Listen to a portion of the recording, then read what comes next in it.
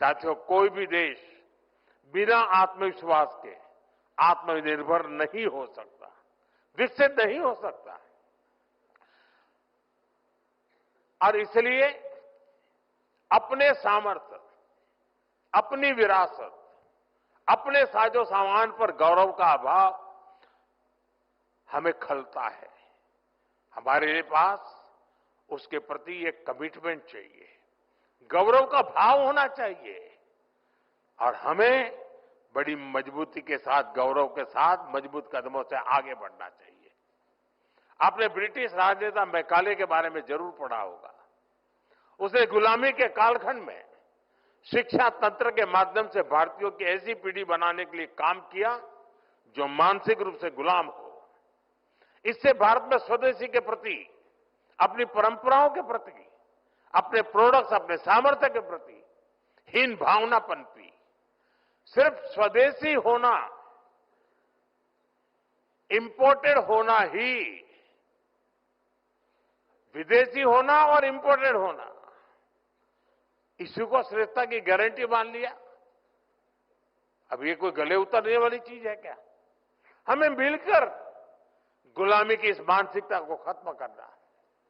10 साल बाद मैकाले के उस दुस्साहस को 200 वर्ष पूरे हो रहे हैं और ये पीढ़ी की जिम्मेवारी है कि 200 साल पहले का जो पाप है ना, वो धोने के लिए अभी 10 साल बचे हैं हमारे पास। और ये युवा पीढ़ी धो करके रहेगी, मुझे पूरा भरोसा है। और इसलिए देश के हर युवा को संकल्प लेकर इस मानसिकता से देश को बाहर निकालना है। साथियों, हमारे यहां शास्त्रों में कहा गया है और यहां पर स्टार्टअप, यहां जो प्रेजेंटेशन हुआ उसमें भी उसका उल्लेख किया गया, आनो भद्रः कर्तव्यो यन्तु विश्वतः। यानी हमारे लिए सभी दिशाओं से कल्याणकारी और शुभ और श्रेष्ठ विचार आने दें। आपको भी दुनिया के हर बेस्ट प्रैक्टिस से सीखना है, लेकिन अपनी विरासत, अपने आइडियाज को कमतर आंकने की प्रवृत्ति को कभी हावी नहीं होने देना है। स्वामी विवेकानंद जी का जीवन हमें यही तो सिखाता है।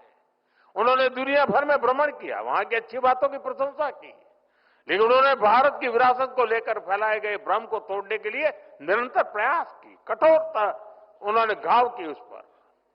उन्होंने विचारों को सिर्फ इसलिए नहीं स्वीकार किया क्योंकि वे पॉपुलर थे, बल्कि उन्होंने कुरीतियों को चैलेंज किया।